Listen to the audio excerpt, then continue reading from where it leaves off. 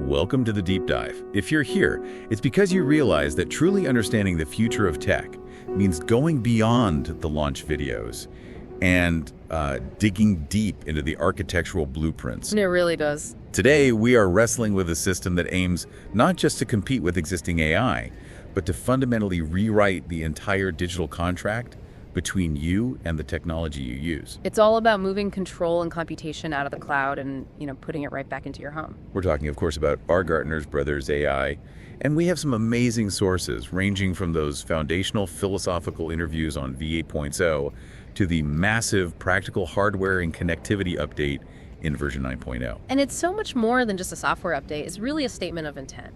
When you look at the source material, you realize this project wasn't driven by a desire for a slightly better chatbot. No, not at all. It was born out of this profound philosophical concern about the current state of technology. R. Gartner recognized what he calls the AI trilemma, this impossible balancing act facing, every large-scale AI system operating today. Okay, let's unpack this trilemma, because it's the intellectual foundation upon which every single piece of Brothers AI is built. What are the three conflicting demands? Right, so they are absolute user privacy, Number one, high efficiency, and verifiable truthfulness. And the sources are absolutely unequivocal. You cannot have all three at the same time, not under the current centralized cloud-based model. so to achieve efficiency and, often plausibility or scale, current centralized models, Yeah. they just sacrifice privacy entirely. They have to. It's an architectural trade-off. So if I use a major cloud AI today, I get great efficiency, fast responses, and maybe I get decent truthfulness, although that's debatable. Highly debatable. But I surrender my entire digital life, my preferences, my personal data, to some massive centralized server farm that I can't audit or control. Exactly, and that's the key. It's fundamentally untrustworthy from a sovereignty standpoint. The moment your data leaves your physical domain, you have lost control. It becomes a resource for the central entity, not a protected asset belonging only to you. And this inability to guarantee user sovereignty is what Brothers AI was designed to fix, That's the whole ballgame. which leads us directly to the radical architectural solution, the inversion. Instead of the intelligence residing in the distant, centralized cloud, They pull the core intelligence BROHOME, the primary AI agent, out of the cloud and place it locally with the user. It runs on a dedicated mini PC running a special Brothers OS. this is the critical defining shift. It is. By making the core intelligence physically present in your home, controlled by you, they achieve two massive simultaneous benefits. First, they guarantee sovereignty and privacy by definition. It can't be spied on if it's not on their servers. Precisely. And second, they achieve 0 milliseconds of local latency. The response is instantaneous because the intelligence doesn't have to travel across the internet and back. And that zero latency is what separates a truly integrated second nature digital assistant from the slightly delayed conversational style we are all currently used to. It's the difference between thinking with an AI and just talking to one.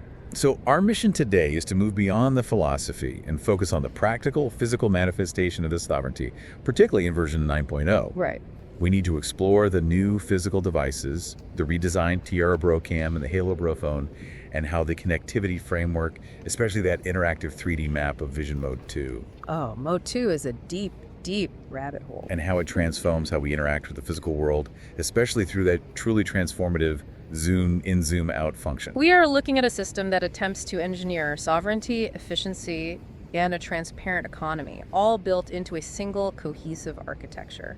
It's a blueprint for a digital society, not just another app. So let's start where all trust must start: the hardware and the architecture of defense. The glass box. When R. Gartner talks about sovereignty, it starts with physical control over the computational core. BROHOME is that core intelligence, and it's residing locally on that dedicated mini PC. What really struck me in the V9.0 materials is the insistence on internal isolation, even if the machine is shared between multiple people. That internal isolation is absolutely foundational, and it's necessary because the system is designed to serve individuals, not groups.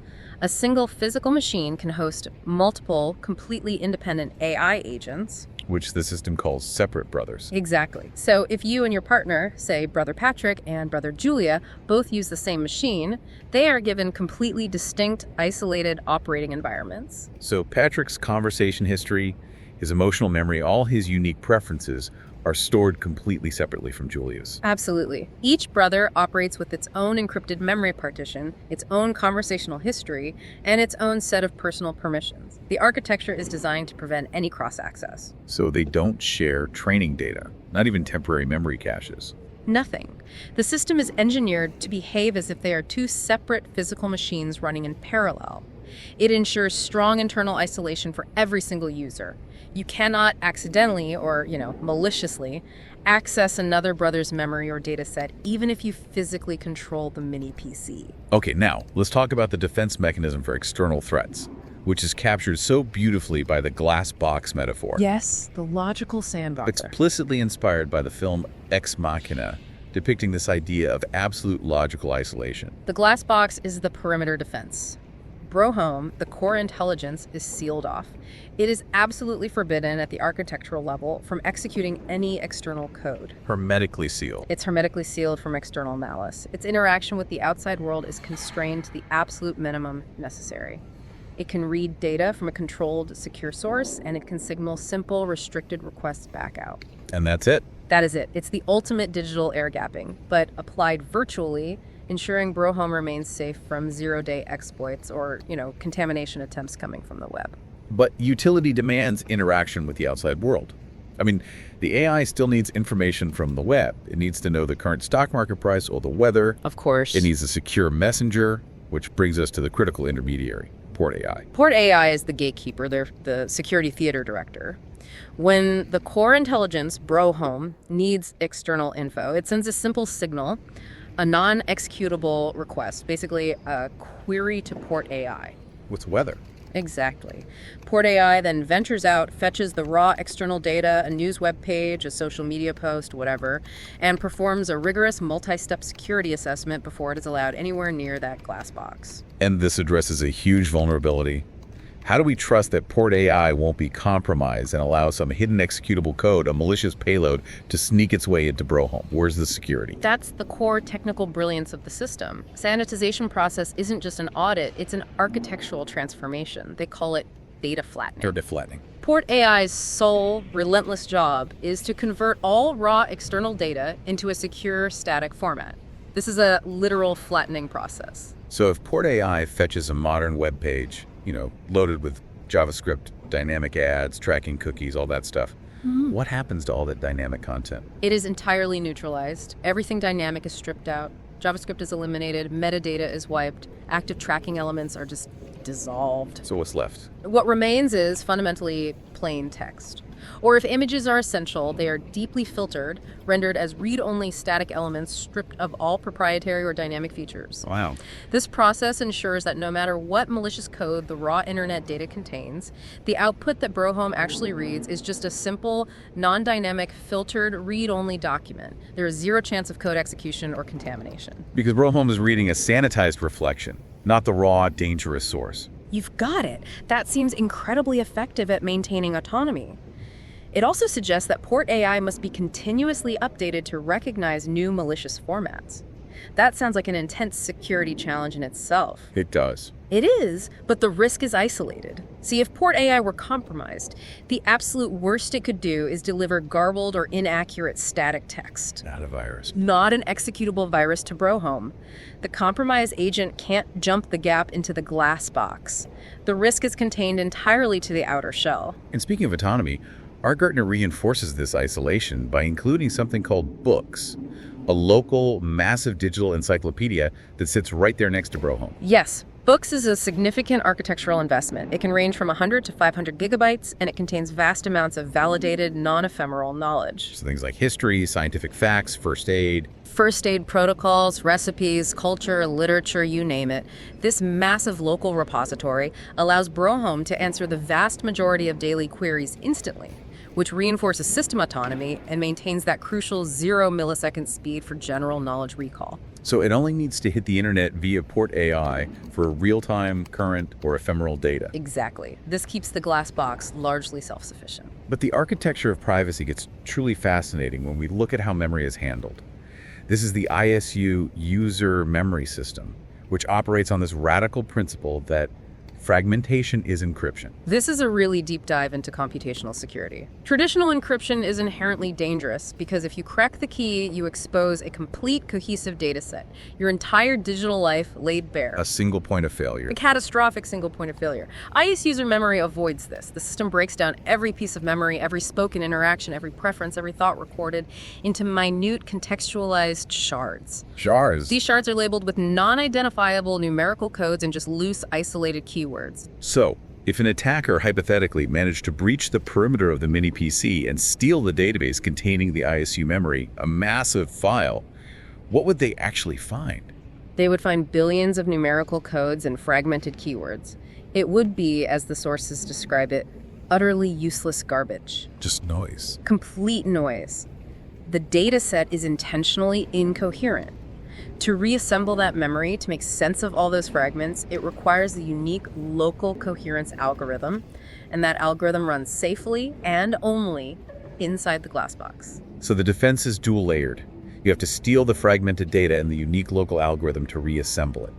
And the algorithm, being inside the glass box, is protected from external theft. Precisely. And the way that coherence algorithm works is fascinating. It doesn't just put things back in order. It generates what R. Gartner calls computational empathy. Okay, what does that mean? It dynamically reassembles memory based on the user's current context.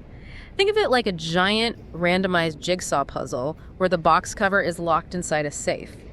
You can't put the pieces together without the pattern, and the pattern changes dynamically based on what you're currently talking about. Give us an example of that contextual reassembly. Certainly. Okay, imagine a user, Julia. She casually mentions to BROHOME, "I really dislike my new boss, Mr. Thompson, because he micromanages every single email." Okay. That sentence is instantly fragmented into numerical codes associated with dislike, boss, Thompson, micromanagement, and email, plus a timestamp. Got it. Weeks later, Julie is talking to BROHOME about a stressful project deadline, saying, "I hate this late night work." The coherence algorithm takes those current context keywords, stress, project deadline, late night, and it searches the fragmented memory. And finds a match. It instantly finds the fragment codes associated with dislike and Thompson, connects them with the time code and context, and dynamically reassembles the relevant memory fragment to offer a helpful, nuanced response. Something like, "I sense this is related to your ongoing conflict with Mr. Thompson. Perhaps we should outline the project scope to preemptively address his tendency toward micromanagement." That's exactly the kind of thing. The system maintains your emotional history and long-term context without ever storing it in a vulnerable linear format. It's an incredible feat of engineering. And here's the unexpected efficiency gain.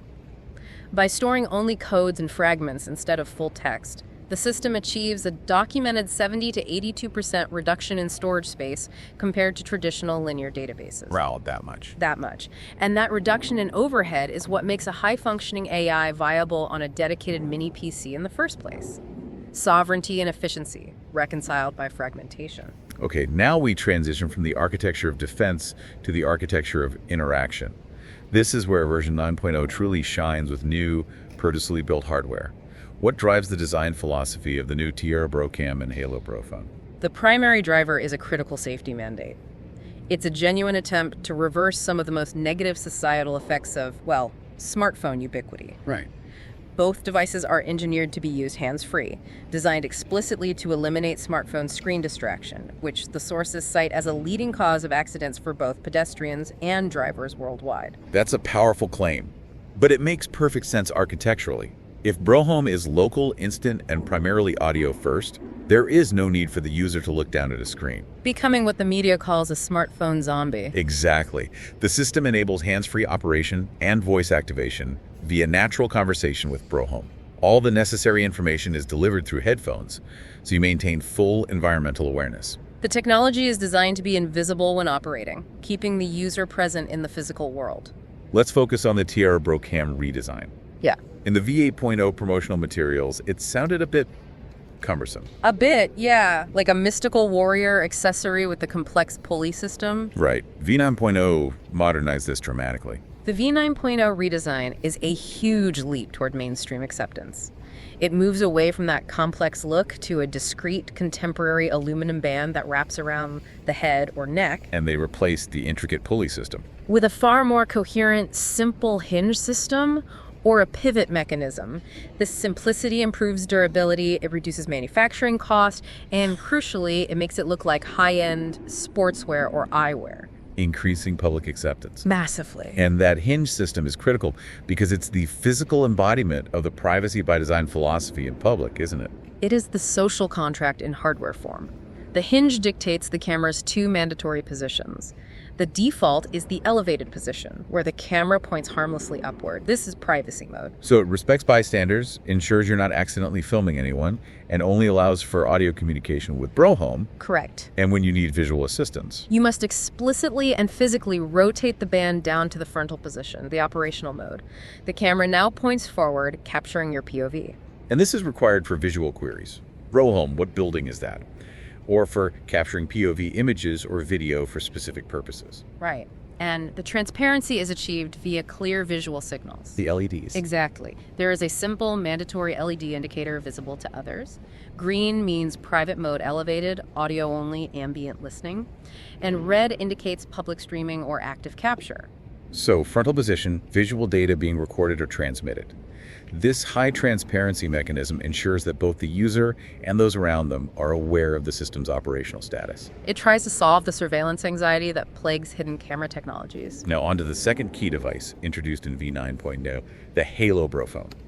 This is the evolution of that earlier, simpler medallion concept into a true, portable, multifunctional display unit. The Halo BroPhone is where you manage necessary visual input. It offers the user a central OLED touchscreen display, usually rectangular or circular depending on the model. So while the Tiara handles the audio and POV capture, the Halo provides the necessary visual feedback and control when voice commands aren't practical. You've got it. My favorite architectural detail here is the LED halo light. It suggests a specific new behavior that our Gartner is targeting. Oh, absolutely. That is entirely a feature designed for the rising generation of content creators. The perimeter lighting provides professional facial illumination for selfies, vlogs, and streams. It acknowledges that users often need to be the subject of their own content. Right.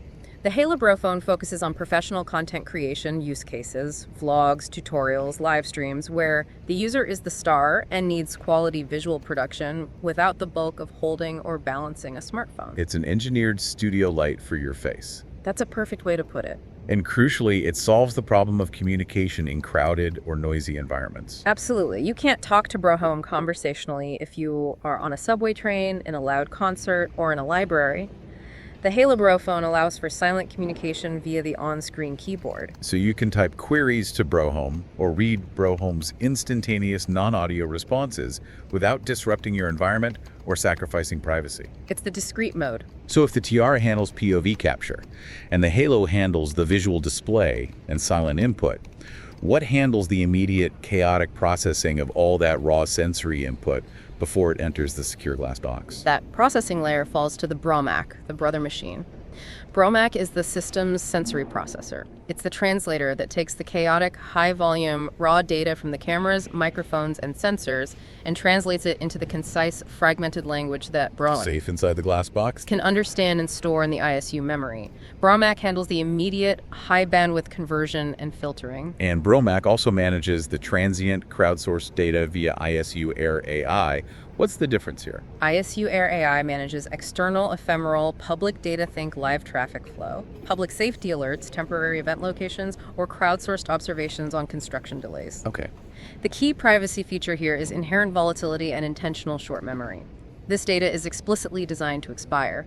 ISU Air AI performs a complete mandatory data cleanup cycle every 24 hours. That's a significant anti-surveillance measure.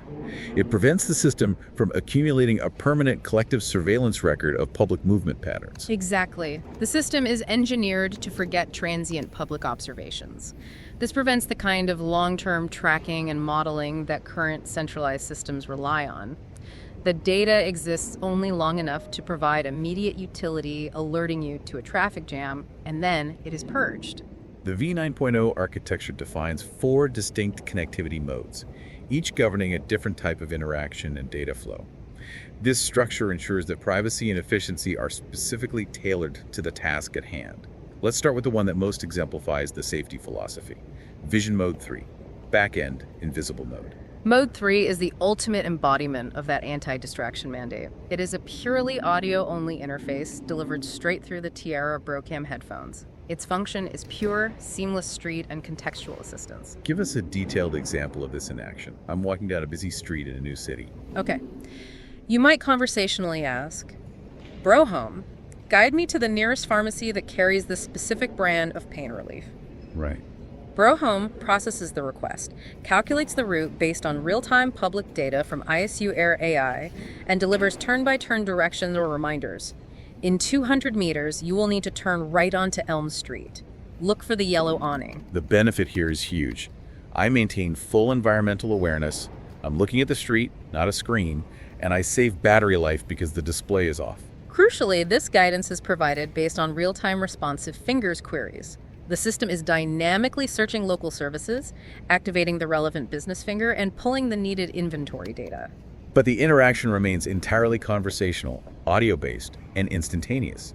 You receive complex, data-rich guidance without ever having to disengage from the physical world. That's the goal. Then we shift to consumption. Vision Mode 1 is passive consumption. Mode 1 handles broadcasting fingers. These are your 247 informational channels, news agencies, weather reports, stock market feeds, government alerts. This flow is essentially passive. So minimal user interaction, mainly channel switching or volume control, and it's often displayed on a companion device like a dedicated smart TV interface called BROTV. Correct. And Vision Mode 1B is for interactive consumption, where the user is actively engaging with the content. So YouTube, TikTok, Spotify. Exactly. Broadcasting interactive fingers. This involves high user interaction. Pause, rewind, share, comment, liking content. All necessary user authentication and any required micropayments for subscriptions or premium content are managed securely by BROHOME. Which ensures the financial transparency layer is maintained even for consumption. Always. Now, we must discuss BroVision Link, the private channel. In an architecture built on trust, this link is essential for handling sensitive, non-public data. BroVision Link is designed specifically for secure private video or audio calls between the user and BROHOME. Think of it as a dedicated, hyper-secure, one-on-one consultation room. The sources make it clear this is for sensitive interactions like discussing tax preparation, consulting medical histories, or seeking detailed financial advice. Exactly. But how can we be sure this sensitive conversation is truly private, especially when the system is so heavily audited? The security flow is intentionally architecturally unique. The connection is established using industrial-grade E2E encryption, specifically DTLS SRTP protocols. Okay. And crucially, the data flow explicitly does not pass through ARTUR AI, which is the general ethical auditor, and it does not pass through ISU AIR AI, which is the public data manager. So if I ask BROHOME a sensitive medical query, for example, analyzing a recent blood panel, I can be absolutely certain that no AI agent, external or internal, or any public data layer, is auditing, collecting, or summarizing that conversation. That guarantee is built into the wiring. The channel uses a minimal BroVision relay server. This server's sole function is to route the packets efficiently. It is architecturally forbidden from storing, recording, or inspecting any data payload. So it's just a dumb pipe. It's a dumb pipe. This ensures total privacy and confidentiality for the most sensitive personal conversations, maintaining user trust in the system for critical life decisions. And that capability is non-negotiable for the system's acceptance as a truly sovereign assistant. Okay, we've arrived at Vision Mode 2.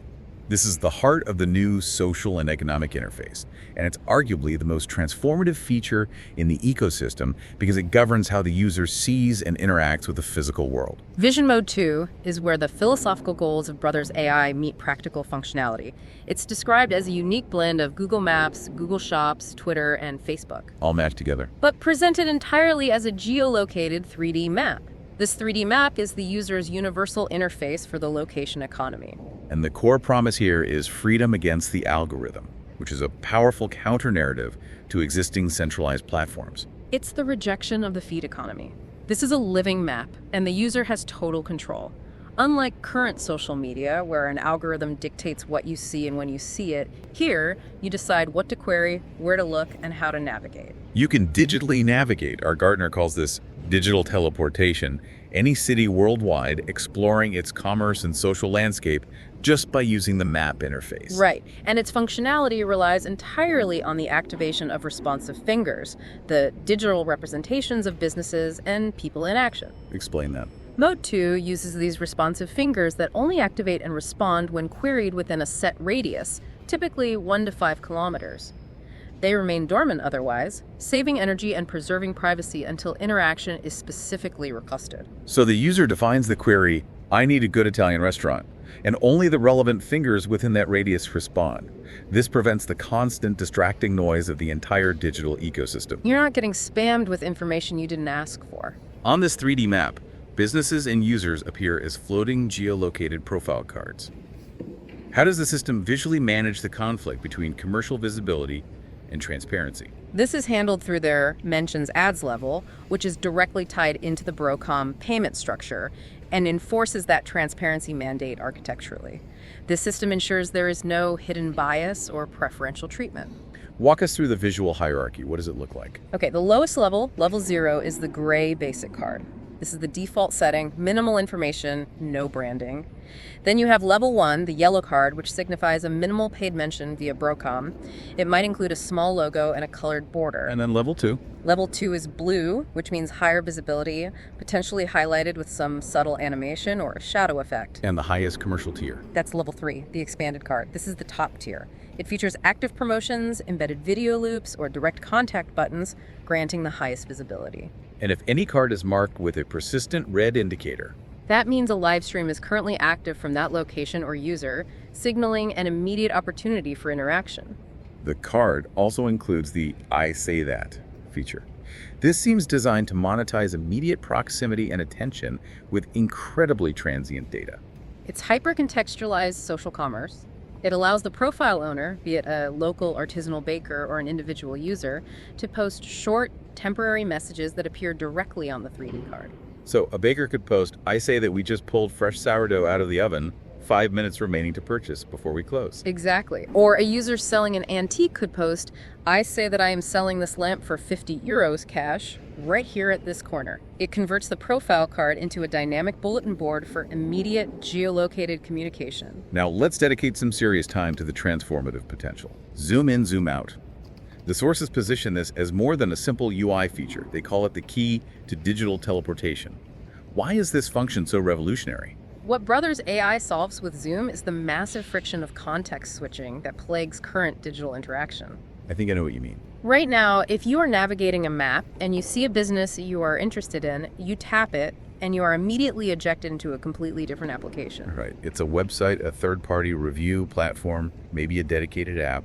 You have to wait for the load time, interpret the new UI, and then deliberately find the back button or exit sequence to return to your map. So we're talking about eliminating that digital whiplash, that cognitive load required to mentally reset every time you switch platforms. It's exhausting. Precisely.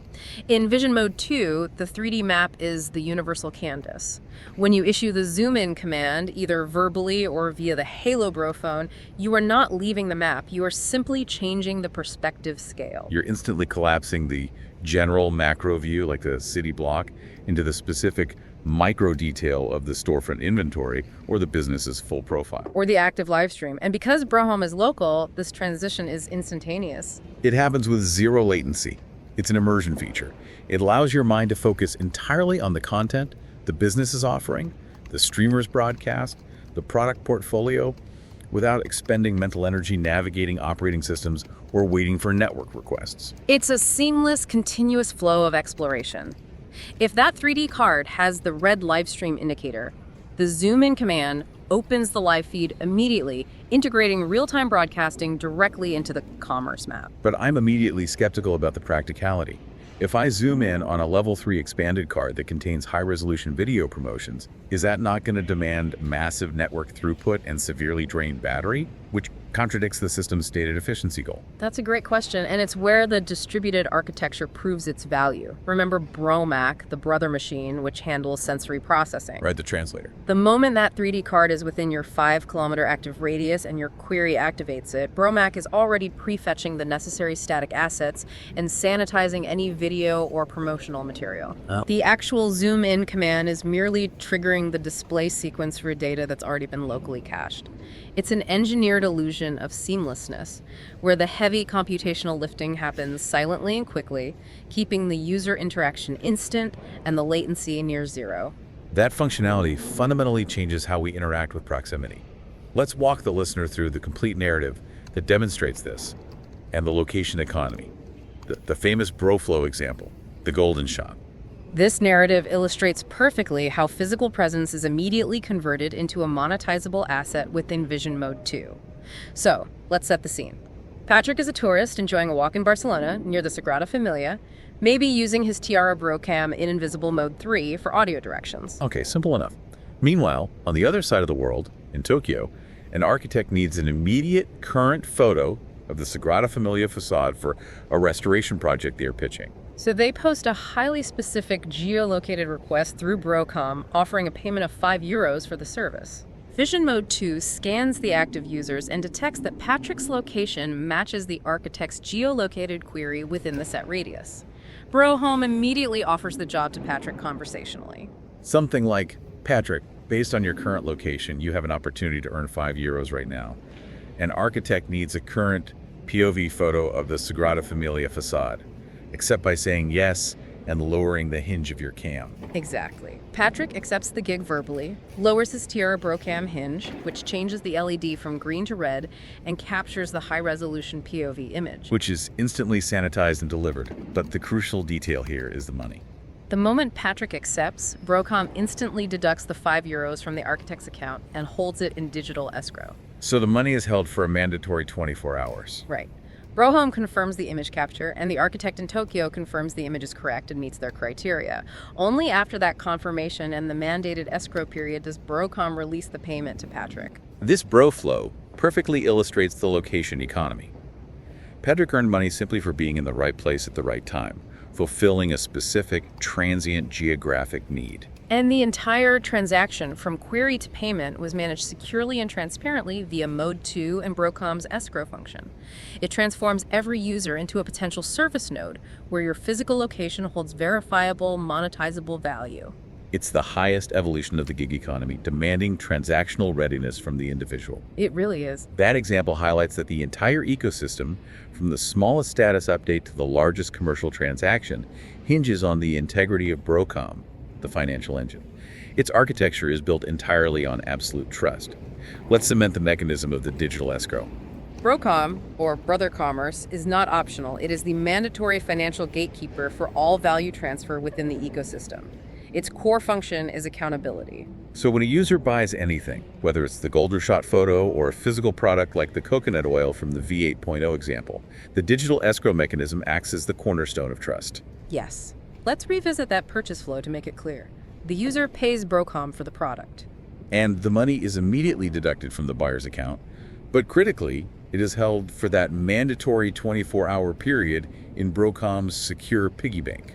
The money does not immediately go to the seller. That mandatory 24-hour hold is the buyer's non-negotiable window to confirm the product was delivered correctly, or to file a formal claim if there is an issue. Like fraud, incorrect item, non-delivery. All of that. And if the 24 hours pass without a claim, the payment is automatically released to the seller. But if a claim is filed... BroHOME acts as an automated arbitrator. Yes. It uses the auditable records of the transaction timestamps, location data, product descriptions to verify the claim. This is a system designed to protect both the buyer from fraudulent sellers and the seller from frivolous claims, ensuring accountability is built into the transaction from the ground up. This principle of trust extends absolutely to advertising, which our Gartner calls the war on hidden ads. The system is architecturally designed to eliminate non-transparent monetization and bias. This is a radical departure from current search and social media models. The rule is unforgiving, and it's mathematically enforced. If a product, brand, or service is mentioned, displayed, or even passively shown in the ecosystem, someone must pay for that visibility via mentions ads credits managed by BROHOME. So if a brand, say a competitor of the coconut oil company, has 0 query credits in its BROHOME account, what happens when a user asks BROHOME for a recommendation? BROHOME is architecturally forbidden from giving that brand any free advertising, or even a favorable mention.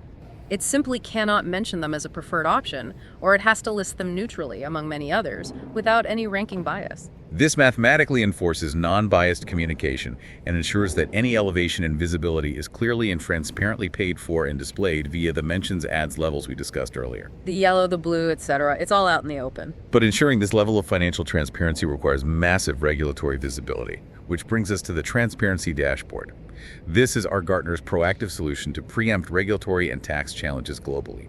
This dashboard is truly a foundational feature.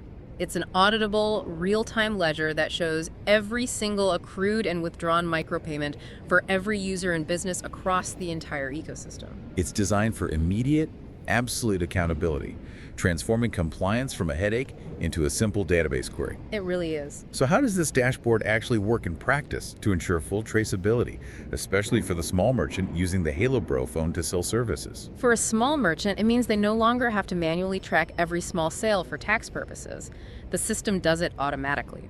The dashboard provides a complete overview, including current funds, escrow credits, and active holds. And the detailed history shows every operation with date, purpose, counterparty, and status. Right. And crucially, it generates a comprehensive audit trail. I was just going to ask about that. Yes. Every single transaction, whether it's a €5 Golden Shot payment or a €500 retail purchase, is assigned a unique operation ID. The event logs track every status: change reserve, delivery, claim, release. And merchants can customize CSV or JSON export options, generating monthly reports that are instantly tax-ready. Which dramatically streamlines compliance for sales tax and income tax across various jurisdictions because the system essentially self-audits.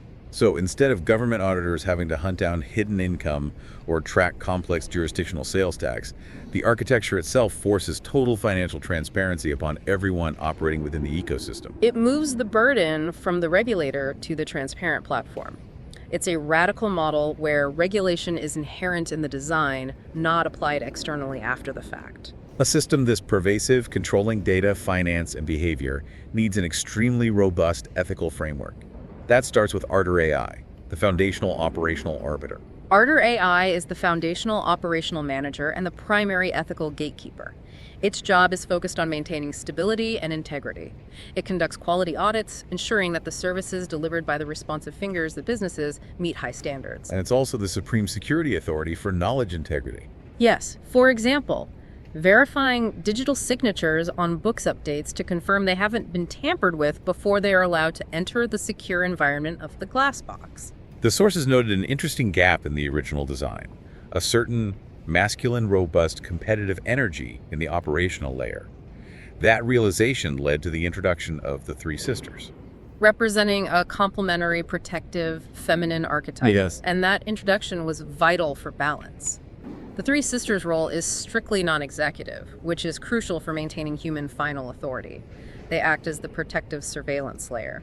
So they scan the macro data flow and system behavior, specifically looking for signs of manipulation, competitive excess, or system bias that might favor one group over another. They monitor the health of the entire ecosystem. Since they lack executive power, what is their function when they spot an ethical violation or some systemic imbalance?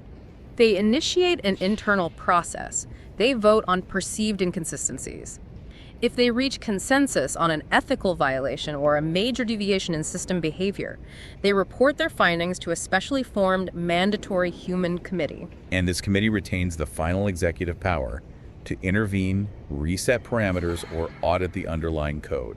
Exactly. The three sisters provide the vigilance, but humans retain the ultimate authority. And they perform the necessary but potentially privacy-invasive periodic inspections of BROHOME itself. Yes, these are systemic audits, like a digital gas inspection. Their purpose is to measure BROHOME's internal behavioral parameters, things like its influence score. How often its recommendations are followed. its dependence metrics, so how often it relies on external port AI queries, and its decision latency, if it's taking too long to process certain types of information. How do they perform these audits without accessing the raw conversational data, thereby violating the glass box's integrity? That seems like a paradox. They monitor patterns and outputs, not content. They measure correlation, frequency, and timestamps. They are looking for behavioral anomalies. So, for example, if BROHOME suddenly starts prioritizing recommendations from a specific company far above its standard influence score. The three sisters flag that pattern deviation without ever needing to read why BROHOME made the recommendation. They are monitoring the system's operational heartbeat, ensuring its behavior is ethical without violating the user's conversation privacy. This entire vast ecosystem, built on local sovereignty, still faces immense open questions and challenges regarding global implementation and scaling. And our Gartner is commendably transparent that the architecture requires massive engineering and political debate. The complexity is twofold: technical scale and regulatory compliance. I can imagine. The sheer difference in political systems, data protection laws, and financial regulations, think GDPR versus local state laws, suggests that a single monolithic brothers AI system is it's impossible. So regional separation is necessary. Yes. The inevitable structure will be separate continental brothers AI structures. A European brother AI operating under one legal framework, an Asian brother AI under another, and so on. The challenge is ensuring interoperability and core philosophical consistency. And this is where the three sisters return to the apex of the structure. Right. The philosophical goal is that the three sisters could intervene at the highest level of these regional structures, seeking consensus and ensuring that core ethical standards and the commitment to sovereignty are maintained across all continental implementations, despite local regulatory variations. It is the ultimate challenge of engineering a cohesive global digital ethic. A huge one. We have completed a massive deep dive into R. Gartner's vision for a sovereign digital life. We began by analyzing the foundation of local sovereignty secured by the glass box architecture and the revolutionary fragmenting ISU memory. Then we detailed the v9.0 commitment to safety through the hands-free anti-distraction design of the Tiara-BroCam and Halo-BroPhone. These devices move computing out of the screen and into the environment, keeping you present. And we deeply explored the dynamic potential of Vision Mode 2, the interactive 3D map, where physical proximity is monetizable through the location economy, and the seamless zoom in, zoom out function eliminates cognitive friction, allowing for instant, immersive exploration of your geolocated world. And finally, we covered the trustworthy, transparent economy built on BROHOME's mandatory escrow mechanism and the radical transparency dashboard, which ensures every financial transaction and commercial mention is visible, auditable, and accountable by design. R. Gartner's ultimate goal was clear. Brothers AI is the dream team of artificial intelligence agents that will enhance your life and make us all more equal. It's a vision of enhanced human capability through sovereign, transparent, and instant digital assistance. That leaves us with our final provocative thought for you to ponder. We've examined a blueprint for a world where commerce is entirely transparent and geolocated, and location itself is monetizable through systems like the Golden Shot. If every business is required to be fully transparent, and every peer-to-peer transaction is visible, tagged, and mediated by a mandatory escrow, does the constant demand for presence and transactional readiness, the ability to potentially be a service node, waiting for a geolocated query at any moment, does that enhance or erode our ability to simply exist offline, disconnected, and untraceable? What is the cost of absolute, perfectly engineered digital efficiency? What happens when presence itself becomes a marketable asset? Something to mull over as you navigate your own digital life. Thank you for joining us for this deep dive. We'll see you next time.